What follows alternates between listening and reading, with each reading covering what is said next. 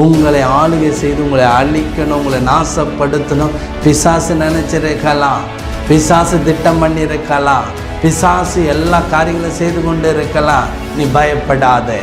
பிசாசனுடைய காரியம் இந்த நாளில் அழிந்து போக போகிறது. அவனுடைய ஆதிக்கம் குடும்பத்திலிருந்து வெளியேற போகிறது.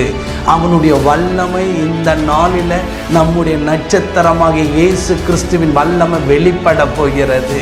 உன் குடும்பத்தை ஆளுகிற வியாதியை ஆளுகை இந்த குடும்பத்தை விட்டு அது வெளியேற போகிறது. இந்த நாளில் உன் வாழ்க்கையில் கடன் பிரச்சனை, ஒரே பணம் கஷ்டத்தில் நீ வாழ்ந்து கொண்டு இருக்கிற, நிலங்கள் வீட்டை விற்று நீ கஷ்டப்பட்டு கொண்டு இருக்கிற, என் வாழ்க்கை முடிந்தது, இனி முடிய என் வாழ்க்கை இதோடு அவ்வளோதான், இனி அவ்வளோதான், என்னால் தலை நிமிர முடியாது நீ நினைக்கிற. நான் சொல்கிறேன் கேளுங்க, என் கர்த்தர் சொன்னார் ஒரு நட்சத்திரம் தோன்றும் என்று.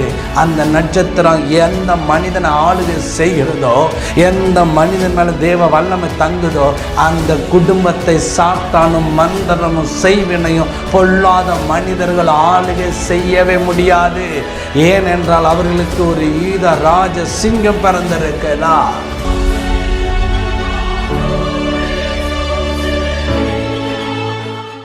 ஆண்டவராக இயேசு கிறிஸ்துவின் இனிதான நாமத்தினால என் அன்பு ஜேசுவை குடும்பத்தினர் மற்றும் நம்முடைய யூடியூப் சேனலை சப்ஸ்கிரைப் பண்ணியிருக்கிற என் அன்பு நேயர்கள், அது மாத்திரமல்ல ஒவ்வொரு வாரமும் இந்த டிவி நிகழ்ச்சியிலையும் உங்களை நான் சந்திக்கிறேன். அதுக்காக நான் கர்த்தரை துதிக்கிறேன். உங்கள் அனைவருக்கும் கிறிஸ்மஸ் தின வாழ்த்துக்களை நான் சந்தோஷத்தோடு உங்களுக்கு தெரிவித்துக் கொள்கிறேன். கர்த்தருடைய பெரிதான கிருபையில் இந்த புதிய அதாவது கிறிஸ்மஸ் பிறப்பில் உங்களை சந்திப்பதில் நான் மிக்க மகிழ்ச்சி அடைகின்றேன். இந்த கிறிஸ்மஸ் என்பது நம்முடைய உலகம் முழுவதுக்குமே ஒரு சந்தோஷம் உள்ள ஒரு நாளாகவே இருக்கிறது அல்லவா? அதே போல் தான் இந்த கிறிஸ்மஸ் நாளும் உங்களுக்கு சந்தோஷமாகவே இருக்கும்படி நான் ஆசீர்வதிக்கிறேன். இந்த ஒரு நாள் மாத்திரமல்ல, என்றென்றைக்கும் கர்த்தர் உங்களுக்கு சந்தோஷத்தையும் மகிழ்ச்சியும் கொடுக்கிற ஒரு ஆசீர்வாதம் உள்ள ஒரு செய்தியாக உங்களுக்கு இருக்க போகிறது. உங்களை சந்திப்பது மிக்க மகிழ்ச்சி.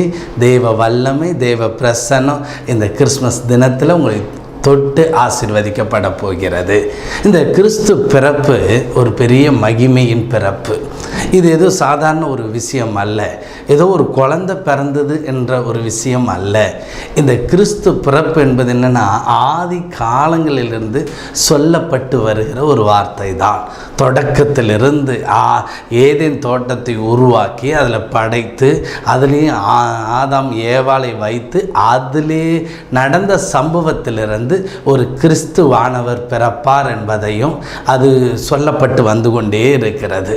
அதுதான் அந்த ஒரு செய்தி. இந்த செய்தியில் பல காரியங்கள் நமக்கு தெரியும். அதில் ஒரு முக்கியமான காரியம், கர்த்தர் எனக்கு சொன்ன ஒரு வெளிப்பாட்டில் இது எவ்வளோ ஒரு பெரிய ஆசீர்வாதம் நம்முடைய மக்களுக்கு, அதாவது தன் ஜனங்களுக்கு எவ்வளோ பெரிய ஒரு ஆசீர்வாதம் என்பதை தான் உங்கள் மத்தியில் நான் பேச இருக்கிறேன்.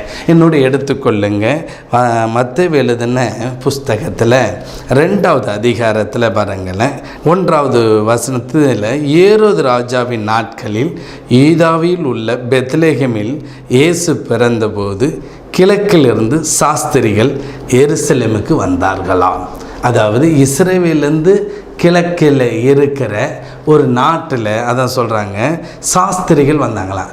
நீங்கள் நல்லா கவனித்து பார்த்தீங்கன்னா 2வது வசனம், யூதருக்கு ராஜாவாய் பிறந்திருக்கிறவர் எங்கே? கிழக்கிலே அவருடைய நட்சத்திரத்தை கண்டு அவரை பணிந்து கொள்ள வந்தோம் என்றார்கள். நன்றாக புரியுங்க.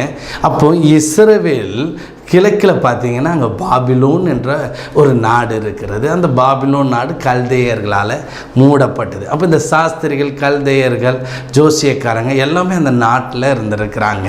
இவங்க யாருன்னா, இது ஆண்டவரை பின்பற்றியோ ஆண்டவரை தொழுது கொண்டவர்களும் கிடையாது. இவங்க எல்லாமே என்னென்னா, இந்த அஸ்ட்ராலஜி சொல்லுவாங்க அல்லவா, இந்த நாள் நட்சத்திரங்கள் பார்க்கறது, அந்த கிரகங்களை குறித்து அறிந்து அதன்படி ஜோசியம் சொல்கிறவங்க, அதுக்கப்புறம் இவங்களாம் நிறைந்து இருந்தது தான் அந்த கல்தேயர் தேசம். அதாவது எல்லாம் நல்லா பண்ணீங்க கல்தேயர், அதுக்கப்புறம் ஜோசியக்காரர், சாஸ்திரிகள், இவங்க எல்லாமே இருப்பாங்க. இதில் நல்ல ஞானிகளாக இருந்தவங்க இவங்கெல்லாம். ஞானிகளானா இது என்ன நடக்க போகுது, இந்த உலகத்தில் எப்படி நடக்கும், இதெல்லாம் அவங்க அதை கற்றுக்கொண்டு தேறினவர்கள் தான் இந்த பாபிலோனில் இருந்தாங்க. அப்போ அந்த பாபிலோனில் இருக்கும் பொழுது நல்லா கவனித்து பார்த்துக்கிங்க, அந்த நேரத்தில் ஒரு நட்சத்திரம் தோண்டி இருக்குது. அவங்க இருந்த நாட்டில் அந்த நட்சத்திரம் தோண்டின உடனே, அந்த நட்சத்திரத்தை பார்த்த உடனே அவங்களுக்கு ஒன்று தோண்டி இருக்கிறது. அதாவது இந்த உலகத்தை ஆளுகிற ஒருவர் இந்த உலகத்தில் பிறந்திருக்கிறார் என்பது அந்த நட்சத்திரத்தை வைத்து அவங்க அந்த இதெல்லாம் பார்த்து கணித்து ஒரு முடிவு எடுத்துட்டாங்க. இதுதான். ஏன் இவங்க எப்படி முடிவு எடுக்க முடியும்? இவங்களுக்கு இந்த விஷயம் எப்படி தெரியும்? இது எப்படி நடந்திருக்கலாம்? நல்லா கவனித்து பார்த்தீங்கன்னா, அதாவது யூதர்கள், அதாவது பாபிலோனில் 70 வருஷம் அதாவது சிறை கைதியாக இருந்தாங்க. அந்த 70 வருஷம் சிறை கைதியாக இருக்கும் பொழுது கோரஸ் ராஜா அவங்கள விடுவிக்கிறார். அப்பொழுது எல்லா யூதர்களும் வரல, பல யூதர்கள் அங்கே இருந்திருந்தாங்க. அப்போ அதில் இருக்கிற நாட்களில் இவங்க எல்லாத்தையும் சொல்லியிருப்பாங்க, இப்படிலாம் பிரச்சனை வரும், எங்களுக்கு ஒருவர் வருவார், எங்களை மீட்டெடுப்பார், இதெல்லாம் நாங்கள் சொல்லியிருந்து அதிலே சொல்லப்பட்டு இருக்கோம். ஏன்னா இப்படி சொல்லிப்போம். அங்கே பாதி யூதர்கள் தங்கி இருப்பாங்க. இன்றைக்கி நம்ம தேசத்தில் பார்த்தீங்கன்னா இங்கே இந்தியாவிலேருந்து போனவங்க நிறைய பேர் இருக்காங்க வெளி தேசத்தில்.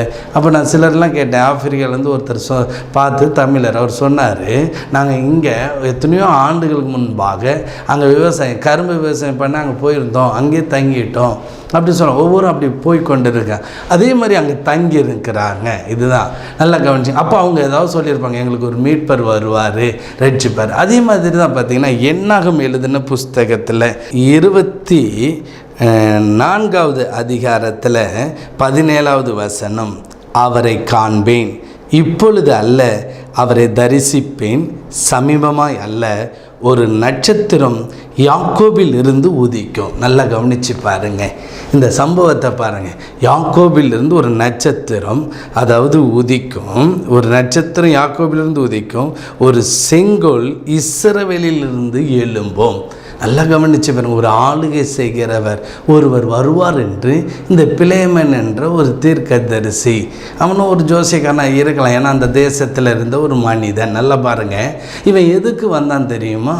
இந்த பிலேமனை பாலாக் என்ற ஒரு ராஜா, இஸ்ரவேல் மக்கள் எகிப்து தேசத்து புறப்பட்டு வராங்க பாருங்களேன், இவங்க நல்லா பெரிய ஆட்கள், இவங்க போகிற இடம்லாம் நல்லா செழிப்பாயிரும், இவங்க வந்து அந்த தேசத்தையே சுதந்திரிச்சு கொள்வாங்க, அதனால் இவங்களை அழிக்கணுன்றது, இவங்களை சபிக்கணுன்றதுக்காக ஒரு தீர்க்கதரிசி, கள்ள தீர்க்கதரிசி போல கூட்டு உட்காந்து இவங்களை சபிக்க வரும் பொழுது அவன் கண்ணை திறந்து சொல்றாரு, இவங்களை அழிக்கணும்னு நினைக்கிறவன் அழிக்கவே முடியாது, இவங்களை நாசப்படுத்தணும்னு நினைக்கிறவன் நாசப்படுத்தவே முடியாது. ஒரு ஆமேன் சொல்லுங்க பார்க்கலாம். இதை பார்க்குற என் அன்பு சகோதரனே, அவன்கிட்ட கர்த்தர் பேசுகிறார், நீ என் மக்களை அழிச்சிட முடியாது, என் மக்களை ஏமாத்திட முடியாது, என் மக்களை நீங்கள் தொட்டுகிட்டே இருக்கிற அதாவது ஈதாவிலேருந்து அதாவது இஸ்ரவேலிருந்து ஒரு நட்சத்திரம் தோன்றும், அது செங்கோல் ஆட்சி செய்யும், அதுதான் இயேசு ஒன்று பிறப்ப அந்த நட்சத்திரம். அதனால் இன்றைக்கி நான் உங்களுக்கு சொல்கிறேன், உங்களை ஆளுகை செய்து உங்களை அழிக்கணும், உங்களை நாசப்படுத்தணும் பிசாசு நினைச்சிருக்கலாம், பிசாசு திட்டம் பண்ணியிருக்கலாம், பிசாசு எல்லா காரியங்களும் செய்து கொண்டு இருக்கலாம். நீ பயப்படாத. பிசாசனுடைய காரியம் இந்த நாளில் அழிந்து போக போகிறது. அவனுடைய ஆதிக்கம் குடும்பத்திலிருந்து வெளியேற போகிறது. அவனுடைய வல்லமை இந்த நாளில் நம்முடைய நட்சத்திரமாக இயேசு கிறிஸ்துவின் வல்லமை வெளிப்பட போகிறது. உன் குடும்பத்தை ஆளுகிற வியாதியை ஆளுகை இந்த குடும்பத்தை விட்டு அது வெளியேற போகிறது. இந்த நாளில் உன் வாழ்க்கையில் கடன் பிரச்சனை, ஒரே பணம் கஷ்டத்தில் நீ வாழ்ந்து கொண்டு இருக்கிற, நிலங்கள் வீட்டை விற்று நீ கஷ்டப்பட்டு கொண்டு இருக்கிற, என் வாழ்க்கை முடிந்தது, இனி என் வாழ்க்கை இதோடு அவ்வளோதான், இனி அவ்வளோதான், என்னால் தலை நிமிர முடியாது நீ நினைக்கிற, நான் சொல்கிறேன் கேளுங்க. என் கர்த்தர் சொன்னார், ஒரு நட்சத்திரம் தோன்றும் என்று. அந்த நட்சத்திரம் எந்த மனிதனை ஆளுகை செய்கிறதோ, எந்த மனிதன் மேலே தேவ வல்லமை தங்குதோ, அந்த குடும்பத்தை சாத்தானும் மந்திரமும் செய்வினையும் பொல்லாத மனிதர்கள் ஆளுகை செய்யவே முடியாது. ஏனென்றால் அவர்களுக்கு ஒரு யூத ராஜ சிங்கம் பிறந்திருக்கிறார். இதுதான் அந்த சத்தியம். அதுதான் இந்த சத்தியம். அது பிறந்திருக்கிறார் அந்த நட்சத்திரம். அன்னைக்கு அவன் சொல்லிட்டான், முடியாது, யூதர்களை அழிக்க ஒருவனாலையும் முடியாது. அதே போல தான் இன்னைக்கு உங்களை அழிக்க நினைக்கிறவனால ஒன்றுமே பண்ண முடியாதுங்க. கர்த்தர் உங்க கூட இருக்கிறார். அந்த நட்சத்திரத்தை, அதுதான் இந்த கிறிஸ்துமஸ் செய்தி. உங்களை அழிக்கணும், உங்கள் குடும்பத்தை நாசப்படுத்தணும், பிரிக்கணும், எத்தனை தீய சக்திகள் எழுப்பினாலும் சந்தோஷமாக இருங்க, உங்களுக்கு ஒருத்தர் பிறந்திருக்கிறார். அதைத்தான் அந்த இடத்துல அந்த மனிதன் சொல்லி இப்போ மத்தேயுக்கு வரலாம். அப்போ அந்த மத்தேயுவில் பார்த்தீங்கன்னா ஏரோது ராஜ நாட்களில் அந்த பாருங்களேன், ஒரு யூதர்கள் அங்கே இருக்கும் பொழுது ரோமர்கள் ஆட்சி செஞ்சு வந்தாங்க. ரோமருடைய ஆட்சி கடினமான ஆட்சி. அதாவது ஒரு நாளைக்கு 500 யூதர்கள் என்ன செய்வானா, மரத்தில் தொங்க போட்டுருவானா. ரொம்ப கஷ்டப்படுத்தி நடத்தின ஆட்சி தான் அந்த ரோம பேரரசு ஆட்சி. மக்களை ரொம்ப வேதனைப்படுத்தினான்.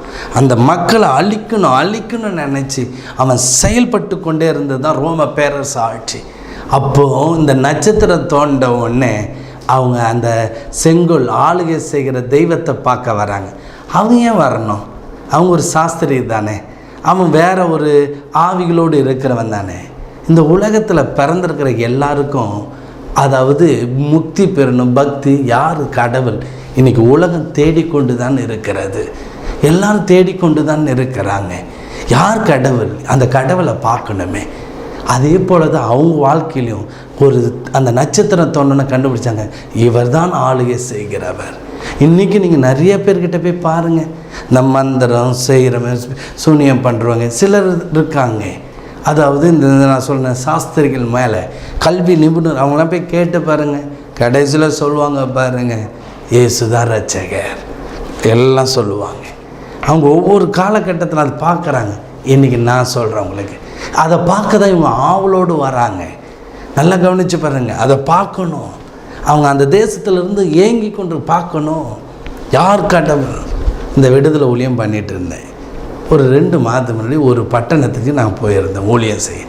அப்போது ஒரு செல்வந்தன், நல்ல வசதி, அவங்களுக்கு ஒரே மகன், அவர் என்னை பார்க்க வர்றார். என்னை வந்து பார்த்துட்டு அவர் சொல்கிறாரு, நான் முதல் கிறிஸ்தவனாக இருந்தேன், ஆனால் அதுக்குள்ளே என் கூட இந்த நண்பர்கள்லாம் சொல்லி கிறிஸ்துவெலாம் இது இல்லை இதுதான் என்று ஒரு மதத்தில் அவங்கள அப்படியே நடத்திட்டு வந்திருக்கிறார். அவர் அப்படியே மாறிட்டார். அவர் அப்புறம் நான் சன்னியாசியாக போகணுன்ட்டு போய் பிரயாசப்பட்டு தன் காரியத்தை எல்லாம் ஒப்பு கொடுத்து ஒவ்வொரு காலகட்டத்தில் ஒரு வட்டத்துக்கு போகிறார். இந்த கடவுள் இப்படி தான் போகணும், அவருடைய நம்பிக்கையில் எங்கேயோ அவர் கொண்டு போயிட்டே இருந்து, அவர் சில நேரத்தில் ஒரு யாரும் இல்லாத ஒரு இடத்துல காடு போய் இருக்கும், அங்கே இடம் வாங்கி அங்கே தங்கி இருப்பாராம். அவர் சொல்லும்போது எனக்கு ஒரு மாதிரியாக இருந்தது. அப்புறமேட்டு தேடுறார், யார் கடவுள், யார் பெரிய கடவுள், இங்கே நிறைய கடவுள் இருக்குல்ல, இதில் யார் பெரிய கடவுள் தேடிட்டே போயிடுறார். அவர் பணம் இருந்தது, அது அவங்க கூடிய அம்மா அப்பாவும் போயிட்டே இருக்காங்க. பெரிய கடவுள் யார்? இதெல்லாம் கடவுள் தான், ஓகே, பெரிய கடவுள்கிட்ட போயிட்டாரா. அங்கே போய்ட்டு கடவுள் எங்கே? அந்த பெரிய கடவுள் சொல்கிறாரா, இதுக்கு மேலே ஒருத்தர் இருக்கிறார் என்ற ஒரு சிலுவையை காண்பிச்சு தான் அன்னியோடு அவர் தான் விட்டு வந்த தெய்வத்தோடு போய் நிற்க ஆரம்பித்தார். அவர் கேட்டார், எனக்கு அந்த விடுதலை வேணும் பிரதர், நிம்மதியாக தூங்க முடியல பிரதர், என் மேலே ஏதோ ஒன்று ஆளுகை நடந்துகிட்டே இருக்கு பிரதர், ஏதோ ஒரு ஆளுகை நடக்குது, எனக்காக ஜெபிங்க அப்படி அவர் சொன்னார். நான் ஜெபம் பண்ணி விட்டுட்டு வந்திருக்கிறேன். இதை பார்க்குற என் அன்பு சகோதரன், உன் இருதயம் ஒன்று தேடிக்கொண்டே இருக்குதுல்ல, யார் தெய்வம்? நான் உனக்கு சொல்லவா? நீ முழங்கால் போட்டு அந்த தெய்வத்தை எனக்கு காட்டுங்க, நீ கேள், உன் முழங்கால் போட்டு நீ கேள், அந்த தெய்வம் உனக்கு காட்சி அளிக்கும், அந்த தெய்வம் உன்னோடு பேசும், உனக்கு சமாதானத்தை கொடுக்கும். இந்த தெய்வம் வந்த உடனே உன் மேலே வேறு தீய சக்திகள் ஆளுகை பண்ண முடியாது, எந்த கிரிகள் ஆளுகை செய்ய முடியாது, எல்லாத்தையும் அதை நிர்மூலமாக்கி போடும். உடனே நீங்கள் கேட்பீங்க, நாங்களும் இந்த ஆண்டவரை தானே நம்பி இருக்கிறோம், ஏன் இன்னும் ஆளுகை செய்கிறது? அது உங்களுக்கு சொல்கிறேன் பாருங்களேன். 2வது வசனம், யூதருக்கு ராஜாவாய் பிறந்திருக்கிறவர் எங்கே? கிழக்கில் அவருடைய நட்சத்திரத்தை கண்டு அவர் பணிந்து கொள்ள வந்தோம் என்று. அவன் எங்கே போயிருக்கான்? நல்ல கவனிங்க, ஏரோது ராஜா கிட்ட. ஏன்னா அந்த சாஸ்திரிகள் என்ன, அவர் ராஜா, அவர் ஒருத்தர் நல்ல ஒரு செங்கோல், அவர் அப்போ அவர் அரண்மனையில் இருப்பார், போயிருப்பார் பொழுதுன்னு நினைக்கிறேன். ஆனால் நல்லா கவனித்து பாருங்கள், அவர் சொல்கிறான் பாருங்களேன், ராஜாவாக பிறந்திருக்கிறவங்க கிழக்கில் அவர் நட்சத்திரத்தை கண்டு அவரை பணிந்து கொள்ள வந்தோம். அதாவது அந்த நட்சத்திரத்தை பார்த்து நாங்கள் வந்தோம் என்று சொல்கிறாங்க. சொல்லி முடிச்சிட்ட பிறகு 9வது வசனம், ராஜா சொன்னதை அவர்கள் கேட்டு போகையில் இதோ அவர்கள் கிழக்கில் கண்ட நட்சத்திரம் பிள்ளை இருந்த ஸ்தலத்திற்கு மேல் வந்து நிற்கும் வரை அவர்களுக்கு முன் சென்றதாம். நல்லா கவனிங்க, எந்த ஒரு மனுஷன் நம்முடைய குடும்பம் நம்ம வாழ்க்கையில் ஆளுகை செய்கிற தேவன் நம்ம கூட நடந்து வரணுன்ட்டு தாகத்தோடு இருக்கிறானோ அவன் கூட அந்த நட்சத்திரம் புறப்பட்டு போகிறது. அவளை சரியான பாதையில் கொண்டு போய் அந்த நட்சத்திரம் நிப்பாட்டுது பாருங்களேன். அவர்கள் நட்சத்திரம் பிள்ளை இருந்த ஸ்தலத்திற்கு மேல் வந்து நிற்கும் வரை அவர்களுக்கு முன் சென்றதான். அப்போ அவங்க பாபிலோன்லேருந்து கிளம்பி வர பல நாள், அதுக்குள்ளே யோசேப்புக்கும் மரியாளுக்கும் ஒரு வீடு கிடைச்சிருச்சு. அந்த வீட்டில் போய் பிள்ளையை வச்சிருக்கிறாங்க. அந்த ஸ்தலத்திற்கு மேல், வீட்டு ஸ்தலத்திற்கு மேல் வந்து நின்றது. அவர்கள் அந்த நட்சத்திரத்தை கண்டபோது மிகுந்த ஆனந்த சந்தோஷம் அடைந்தார்கள். ஒரு ஆமென் சொல்லுங்க பார்க்கலாம். ஒரு மிகுந்த ஆனந்த சந்தோஷம்.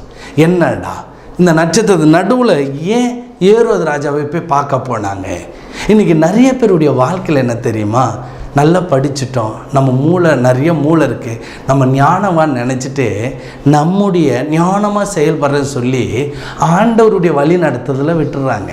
இதுதான் பிரச்சனை.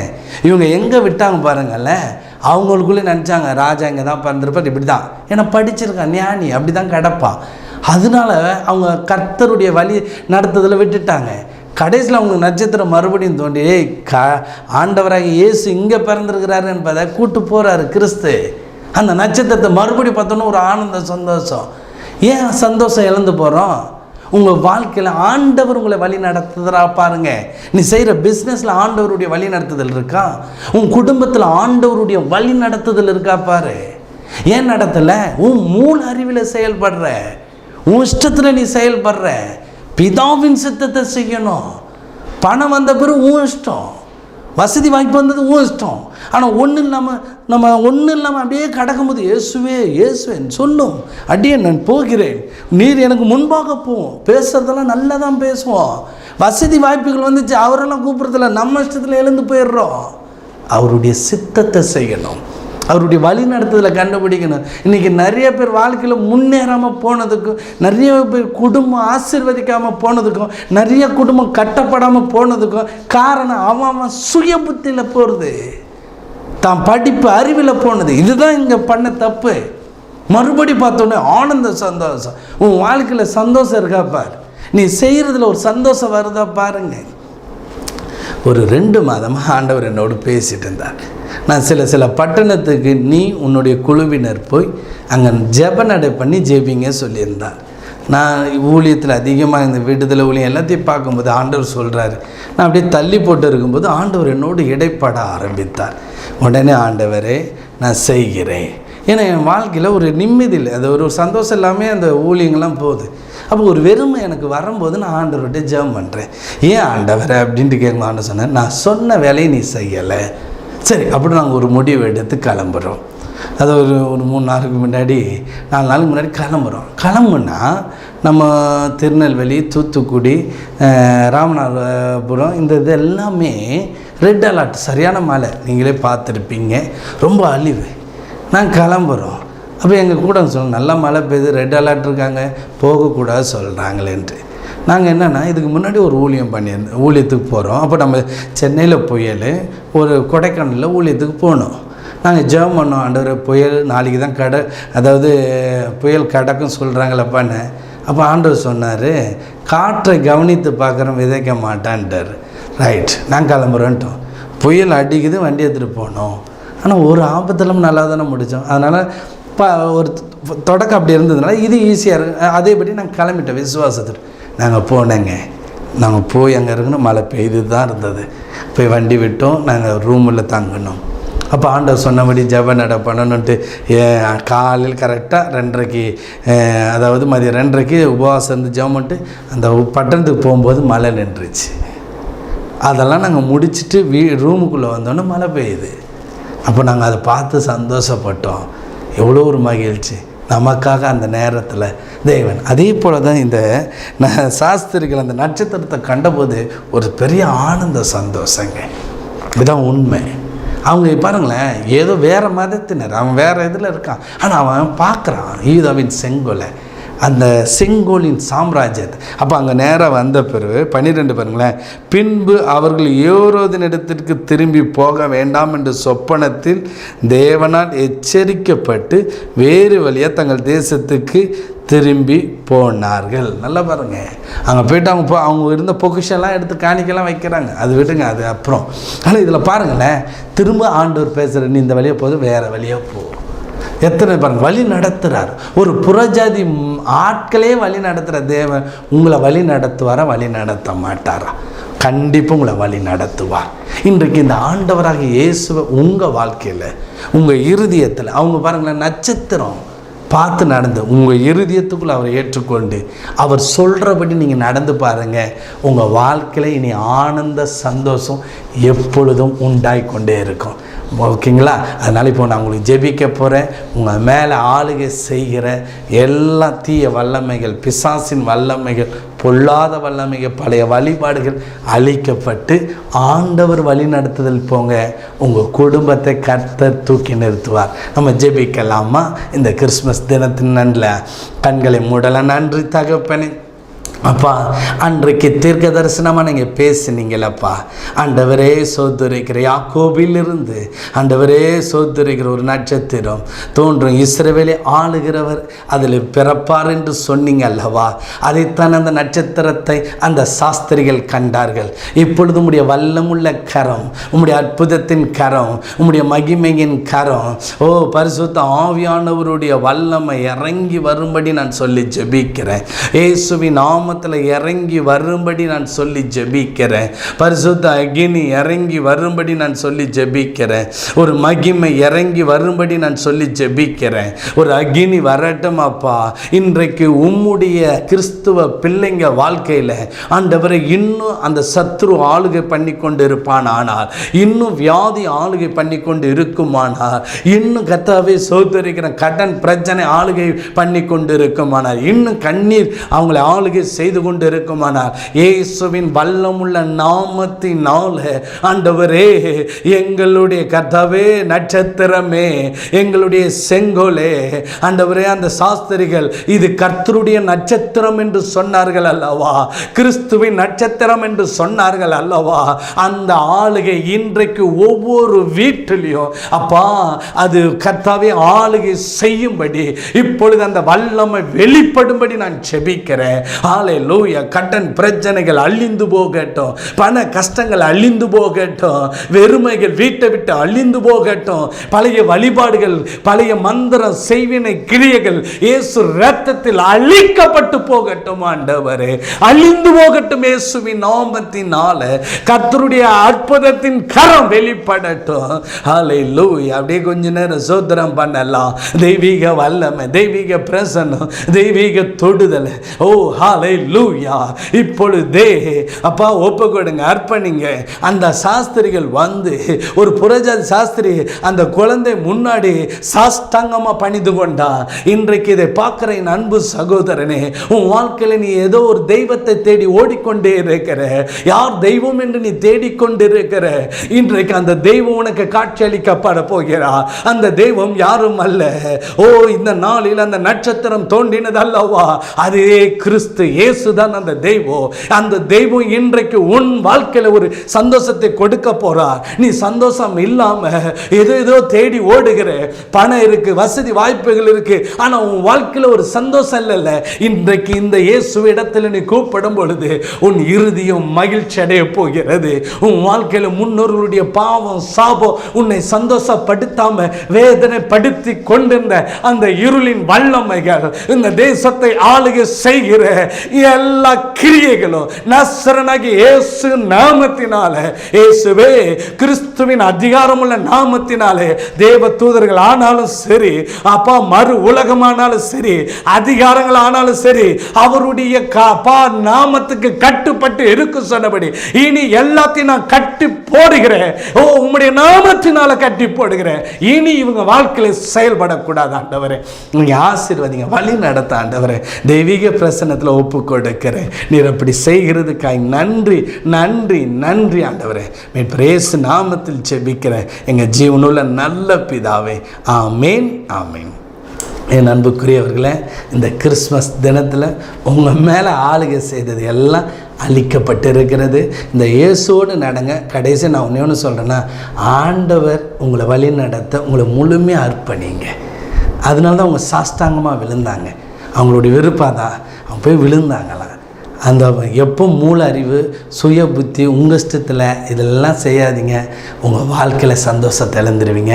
இந்த சந்தோஷம் நிலைத்திருக்க தெய்வீக ஆண்டவருடைய ஆளுகையில் உங்கள் வாழ்க்கையை நடத்துங்க. God bless you.